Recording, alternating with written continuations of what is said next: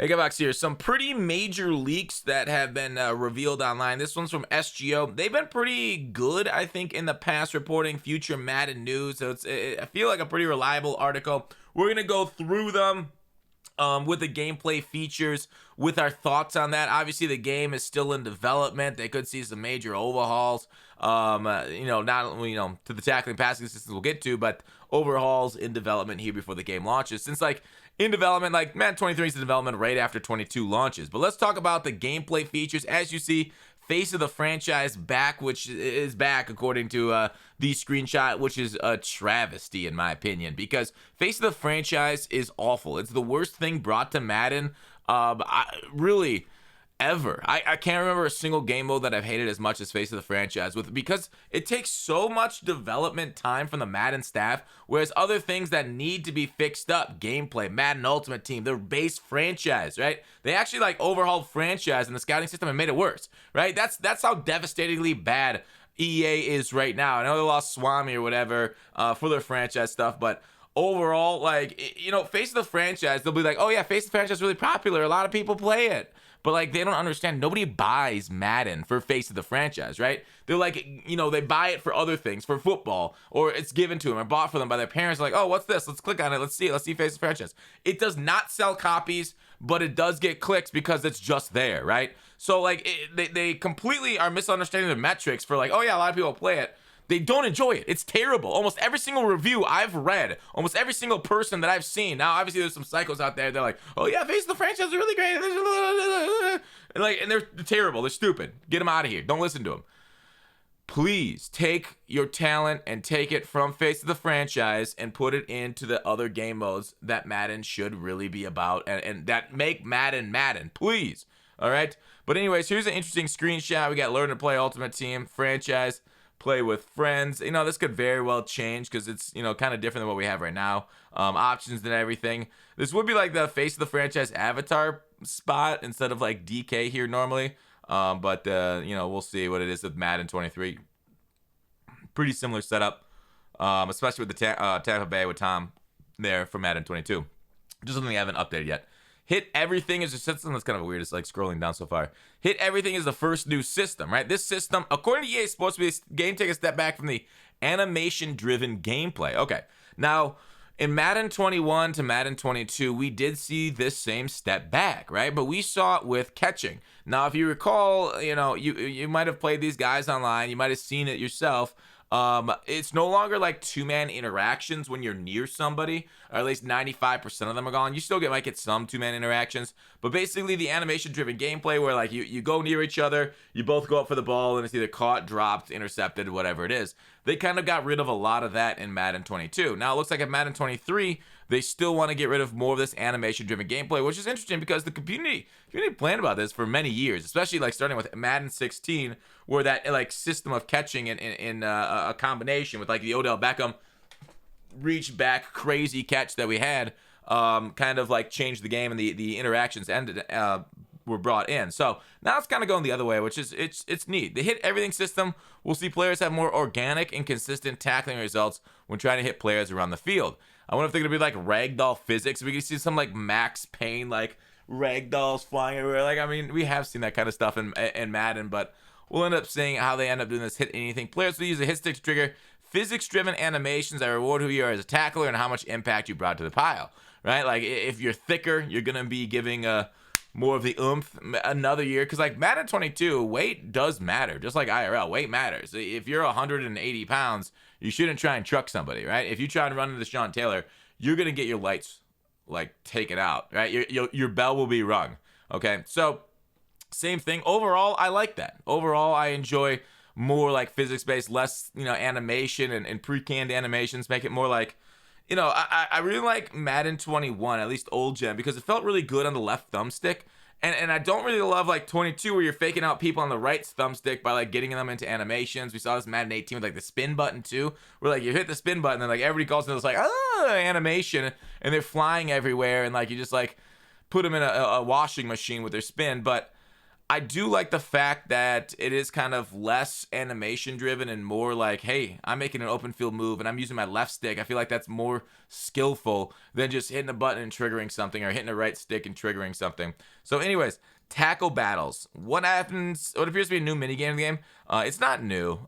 Tackle battles have been in the game like previous years. We used to, spam the A. We had abilities that made it easier to spam the A, quicker tackle battle breaks, that kind of stuff. Tackle battles have when the user attempts to perform a conservative tackle. Minigame will see users mash the AX button to either make the tackle or break a tackle. This was awful. There's a reason why they got rid of it online. If they brought back tackle battles, they're truly out of ideas. Just talk to me. I've got like literally 100 ideas for this game. I've done videos on it. I'm not going to go through them here because the videos themselves are like 20 minutes long, and we got a lot to get through. During a tackle battle, the ball carrier will be more susceptible to fumbles, depending on various attributes. Players will be required to use various mechanics like projecting the ball, give up, to avoid the various hit, stick, and strip animations from defenders. This doesn't seem fun at all. We've seen this. It's not fun. Don't bring it back. Maybe offline, that's fine. But whoever thought of this one, fire them. Get them out of here. It literally was in the game a few years back. Just seriously, fire them out of a cannon even. I don't care. Yeah, tackle battles were stupid. They are stupid. And that's all I got to say about tackle battles. Skill-based passing. Now, this was something I hope wasn't going to make the game. We'll go through it before I get my thoughts on skill-based passing. The biggest overhaul coming in terms of gameplay, some of it's okay. Based on the information so far, passing game in Madden 23. Madden 23 gameplay will feature a brand new skill-based passing system that will allow players to have more control over the placement, power, and or accuracy of their passes. You should be able to toggle the system off and on, like the old passing cone from years back. The skill-based passing feature will include various numbers, options that can be individually set. All right. I don't know what they're going to do online. I really don't. This one, the accuracy enabled, this is the worst one of them all, right? This is like the 2K shot meter. This is like, I guess like FIFA's shot meter too, where you're trying like time finishes. Enabling the accuracy meter allows control of the pass being accurate or inaccurate. Land the meter in the light green area for a perfect pass every time. Wait too long, release the button, you'll throw an inaccurate pass. I think it's stupid. I think it's freaking awful. I hope this is not the one for online. This strength enabled one, I think it's a cool little system. It shows you. Let's talk about the strength enabled one. The strength meter appears only when the accuracy meter is turned off. The strength meter lets you visually see how much power you're putting on the pass by filling up the green semicircles depending on how long you hold the pass button. This will be used to control the arc of the ball. This is exactly what we have right now. I think this is what should be used online. The accuracy thing seems terrible. Short duration hold, higher arc, loftier pass. We got it. We're just tapping the button to get those loft passes. Medium duration hold, moderate arc, touch pass. We got touch passes in the game currently. Long duration hold, straight line, bullet pass. There you go. I like it. I mean, does it change anything in the game? No, but it gives another visual feedback for how long you held it. And you know what? Here's the thing. Communication between EA and us, like communication between what we pressed and what happened on the field and them telling us and describing to us why that happened is a huge positive. So throwing this kind of meter up, yeah, maybe give the option to disable it if people just don't want to see it. But otherwise, positive. I don't see what's wrong here. And then precision pass ellipses. What? With reticle. Okay. Gray circle equals target area ellipse. Did I say ellipses? Ellipse. Twilight. Eclipse. So there's a little like gray area you see on the outline. Gray circle equals target area. And here is the reticle. Okay. So the reticle. With reticle enabled equals on. It displays a gray target area indicating the area of the field the receivers are able to reach the ball. You can steer the placement of the ball by moving the reticle within the target area using the left stick. So you can put it right here. You can put it down here. You can put it up there. I mean, this is kind of like pass leading, but like a more visually like attractive, a visual like feedback of where you're pass leading it to. I like it, right? Grid snapping. Okay, let's see what grid snapping is. The reticle will snap to predetermined area of the ellipse, target area, gray circle, based off your left stick inputs. So grid snapping would be like, if I hold right, it's going to snap all the way to the edge. Hold down, it snaps there. Hold up, snaps there. I don't hate that. It is what it is. More ways of customizing it, the better. There's a little bit thing below, the reticle speed slider is going to be very important here. We'll talk about that in a second. Freeform reticle. Holding right trigger while passing the ball unleashes freeform precision passing. It's also sprint. Right trigger? You're going to use right trigger for this one, huh? This allows you to place the ball anywhere inside or outside the gray target area.